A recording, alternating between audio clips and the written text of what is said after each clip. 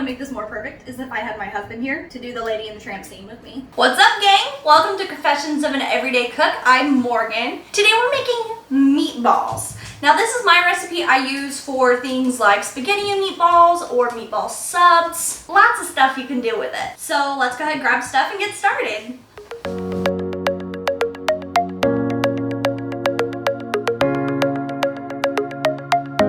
Okay, so to start off, I have here some bacon and onions that I cooked on the stove. I just cut them into really small pieces. I let the bacon fat render down a little bit and then slowly cooked the onions until they were nice and translucent, not a lot of color on them. This is just going to add lots of wonderful flavor to the meatballs. I also added about a tablespoon of minced garlic as well as a pinch of red pepper flakes. We're going to start off with about a pound of ground beef. And we're going to add in our bacon and onion mixture. And you want to make sure that this is completely cooled down before you add it in. That way you're not going to accidentally cook the meat that's already in there. I really like leaving the fat that accumulates from cooking down the bacon because it just adds a really nice flavor to the meatball, as well as it adds that much needed fat that you need for a really great meatball. So that's in there. We're going to add a touch of salt. We're going to add about 2 or 3 tablespoons of parsley. You can use fresh or you can use dried. We're going to add an egg. Just make sure that you whisk it really well. That way it's going to fully incorporate into the meat. All right, now we're going to add some plain breadcrumbs. You can also use panko breadcrumbs. We're going to start off with about a half a cup of that.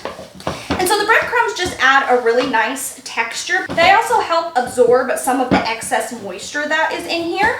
However, you want to make sure you're not adding too many breadcrumbs. You want it to be more on the wet side versus dry. Otherwise, your meatballs are just going to fall apart. This looks great. Oh, I almost forgot. I almost forgot the best part, the cheese. We're going to add about a 1/4 cup of shredded Parmesan. This just gives it a really nice cheesy factor, as well as add some more salt into it. Perfect, and that is all done. Now I'm going to form the meatballs. So you can make these however big of a size you like. However, I like to keep them on the slightly smaller side, probably like a little smaller than a ping pong ball, just so that they're closer to a bite size. I don't like it, especially if you're doing spaghetti and meatballs and then you have to like cut the meatball while you're eating. I don't know, I just think that's weird.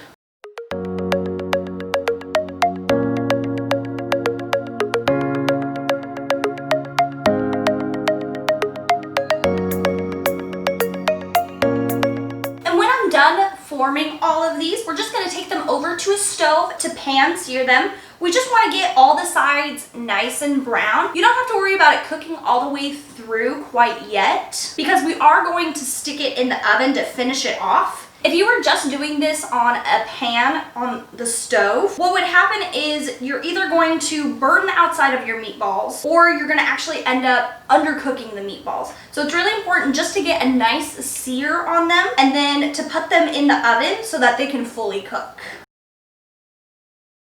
Okay, so I have a pan here over medium heat. I have just a little bit of olive oil in there.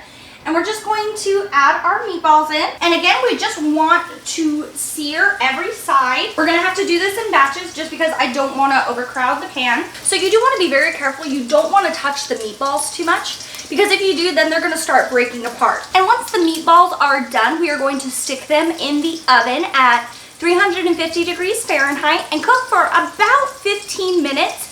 Just until the meatballs are nice and cooked through. Once these are browned on all sides, I'm just going to move them over to a paper towel lined pan just to help drain some of the excess moisture while I'm preparing the other batches. And remember, before you put the meatballs in the oven, to remove this paper towel so that we don't start a fire, because I have definitely done that. Okay, so the meatballs are all done. I'm going to stick them in the oven whenever it's done preheating. Again, 350 degrees Fahrenheit for about 10 to 15 minutes. So in the meantime, I'm gonna get everything else ready for dinner tonight for my spaghetti meatballs.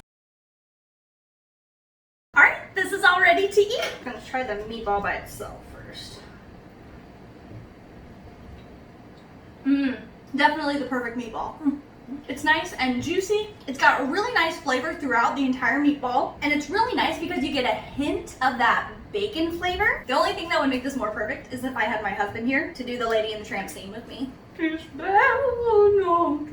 Thank you guys for stopping by today. Make sure to like and subscribe as well as comment below if there's any videos you'd like to see. Also check us out on Instagram and Facebook at Confessions of an Everyday Cook. See you next time, guys. Bye!